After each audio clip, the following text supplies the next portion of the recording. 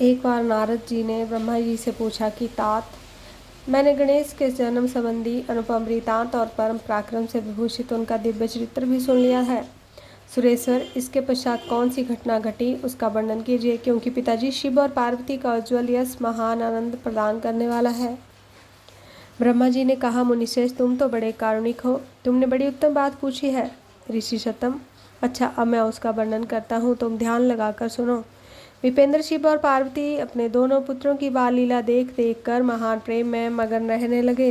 पुत्रों का लाड प्यार करने के कारण माता पिता का सुख दिनों दिन बढ़ता जाता था। वे दोनों कुमार प्रीतिपूर्वक आनंद के साथ तरह तरह की लीलाएं करते थे। मनीश्वर, वे दोनों बालक स्वामी कार्तिक और गणेश भक्तिपूर्वक जिसे सदा माता पिता की परिचर्या किया करते थे। इसके माता पिता का स्नेह महान षणमुख और गणेश पर शुक्ल चंद्रमा के भांति दिन प्रतिदिन बढ़ता ही गया। एक समय शिव और शिवा दोनों प्रेम पूर्वक एकांत में बैठकर यूँ विचार करने लगे कि हमारे ये दोनों पुत्र विवाह के योग्य हो गए हैं, अब इन दोनों का शुभ विवाह कैसे संपन्न हो। हमें तो जैसे सदानंद प्यारा है वैसे गणेश भी है। ऐसी चिंता पड़कर वे दोनों लीलावश आनंद मगन हो गए। मुन्ने माता पिता के विचार को जानकर उन दोनों पुत्रों के मन में विवाह की इच्छा जाग उठी। वे दोनों पहले मैं विवाह करूंगा, पहले मैं विवाह करूंगा, यो बारंबार कहते हुए परस्पर विवाद करने लगे। तब जगत के अधीश्वर वे दोनों दंपति पुत्रों की बात सुनकर लौकिकाचार का आश्रय ले परम विस्मय को प्राप्त हुए। कुछ समय बाद उन्होंने अपने दोनों पुत्रों को बुलाया और उनसे इस प्रकार कहा। शिव पार्वती बोले, सुपुत्रों, हम लोगों ने पहले से ही एक ऐसा नियम बना रखा है जो तुम दोनों के लिए सुखदायक होगा। अब हम यथार्थ रूप से उसका वर्णन करते हैं, तुम लोग प्रेम पूर्वक सुनो। प्यारे बच्चों, हमें तो तुम दोनों पुत्र समान ही प्यारे हो, किसी पर विशेष प्रेम हो ऐसी बात नहीं है। अतः हमने तुम दोनों के विवाह के विषय में एक ऐसी शर्त बनाई है जो दोनों के लिए कल्याणकारिणी है। वह शर्त है कि सारी पृथ्वी की परिक्रमा करके पहले जो लौट आएगा उसी का शुभ विवाह पहले किया जाएगा। ब्रह्मा जी कहते हैं, मुने, माता पिता की ये बात सुनकर सर्जन्मा महाबली कार्तिकेय तुरंत ही अपने स्थान से पृथ्वी की परिक्रमा करने के लिए चल दिए। परंतु अगाध बुद्धि संपन्न गणेश वहीं खड़े हो गए। वे अपने उत्तम बुद्धि का आश्रय ले बारंबार मन में विचार करने लगे कि अब मैं क्या करूं, कहाँ जाऊं। परिक्रमा तो मुझसे हो नहीं सकेगी, क्योंकि कोस भर चलने के आगे मुझे चला नहीं जाएगा। फिर सारी पृथ्वी की परिक्रमा में कैसे सुख प्राप्त कर सकूँगा। ऐसा सुनकर के गणेश ने जो कुछ किया उसे सुनो। उन्होंने अपने घर लौटकर विधिपूर्वक स्नान किया और माता पिता से इस प्रकार कहा। गणेश जी बोले, पिताजी एवं माता जी, आप दोनों लोग पूजा करने के लिए यहाँ 2 आसन स्थापित किए गए हैं, आप दोनों इस पर विराजिए, मेरा मनोरथ पूर्ण कीजिए। ब्रह्मा जी कहते हैं, मुनि, गणेश की बात सुनकर पार्वती और परमेश्वर उनकी पूजा ग्रहण करने के लिए आसन पर विराजमान हो गए। तब गणेश ने उनकी विधिपूर्वक पूजा की और बारंबार प्रणाम करते हुए उनकी 7 बार प्रदक्षिणा की। बेटा नारद, गणेश तो बुद्धि सागर थे ही, वे दोनों हाथ जोड़कर प्रेम मगर माता पिता की बहुत प्रकार से स्तुति करके बोले। गणेश जी ने कहा, हे माता जी तथा हे पिताजी, आप लोग मेरी उत्तम बात सुनिए और शीघ्र ही मेरा शुभ विवाह कर दीजिए। ब्रह्मा जी कहते हैं, मुने, महात्मा गणेश का ऐसा वचन सुनकर वे दोनों माता पिता महाबुद्धिमान गणेश से बोले।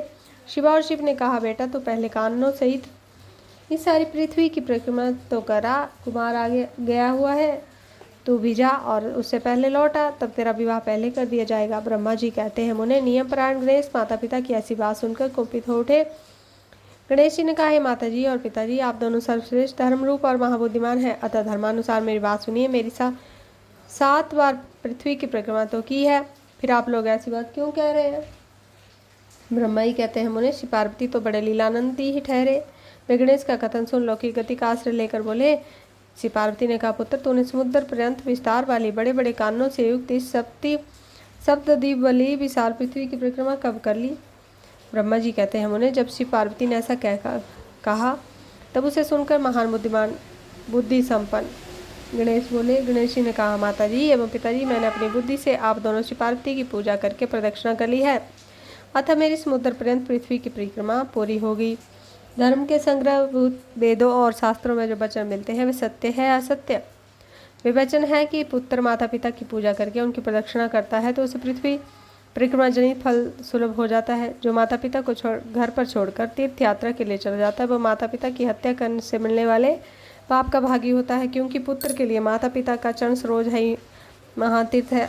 अन्य तीर्थ दूर जाने पर प्राप्त होते हैं, परंतु धर्म का साधनभूत यह तीर्थ जो पास में ही सुलभ है। पुत्र के लिए माता पिता और स्त्री के लिए पति, ये दोनों सुंदर तीर्थ घर में ही वर्तमान है। ऐसा जो वे शास्त्र निरंतर उद्घोषित करते रहते हैं, उसे फिर आप लोग असत्य कर दीजिए। यदि वह सत्य हो जाएगा तो निसंदेह वेद भी असत्य हो जाएगा।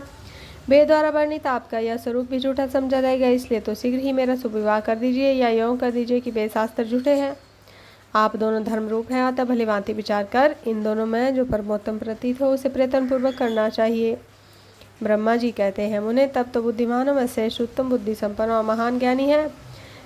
वे पार्वती नंदन गणेश इतना कहकर चुप हो गए। उधर वे दोनों पति पत्नी जगदीश जोशी पार्वती गणेश के वचन सुनकर परम विस्मित हुए। तदनंतर वे यथार्थभाषी एवं अद्भुत बुद्धि वाले अपने पुत्र गणेश की प्रशंसा करते हुए बोले, शिव और शिव ने कहा, बेटा तू महान आत्मबल से संपन्न है, इसी में तुझ में निर्मल बुद्धि उत्पन्न हुई है। तूने जो बात कही है वह बिल्कुल असत्य है, अन्यथा नहीं है।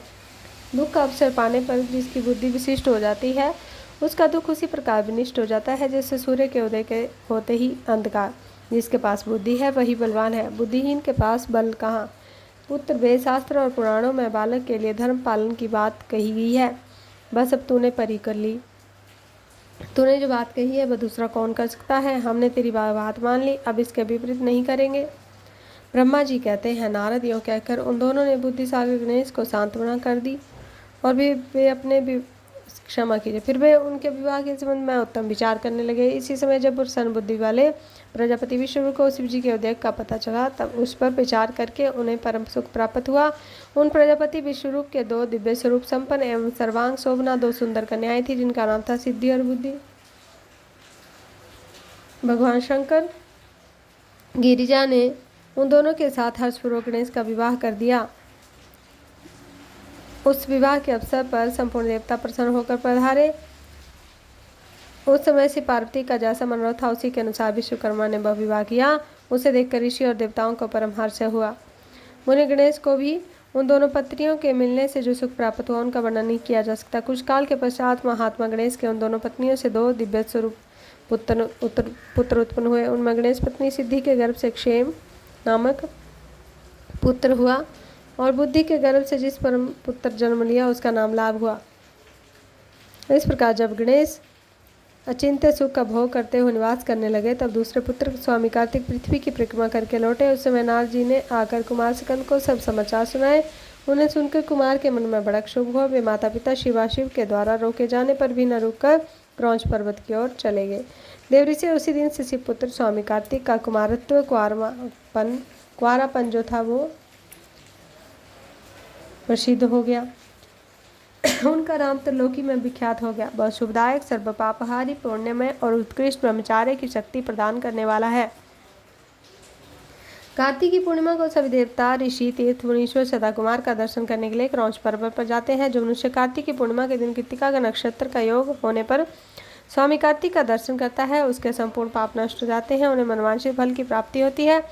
स्कंद का विछोह होने पर उमा को महान दुख हुआ। उन्होंने दीन भाव से अपने स्वामी शिव जी से कहा, प्रभु आप मुझे साथ लेकर वहाँ चलिए। तब प्रिया को सुख देने के निमित्त स्वयं भगवान शंकर अपने एक अंश से उस पर्वत पर गए और सुखदायक मल्लिकार्जुन नामक ज्योतिर्लिंग के रूप में वहाँ प्रतिष्ठित हो गए। बोले भोलानाथ की जय हो।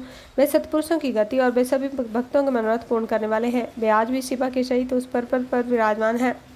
बेटा नारद, वे दोनों शिवाशिव भी पुत्र स्नेह से विहल होकर प्रत्येक पर्वत पर कुमार को देखने के लिए जाते हैं। अमावस्या के दिन वहाँ स्वयं शंभु पधारते हैं और पूर्णिमा के दिन पार्वती माता आती हैं।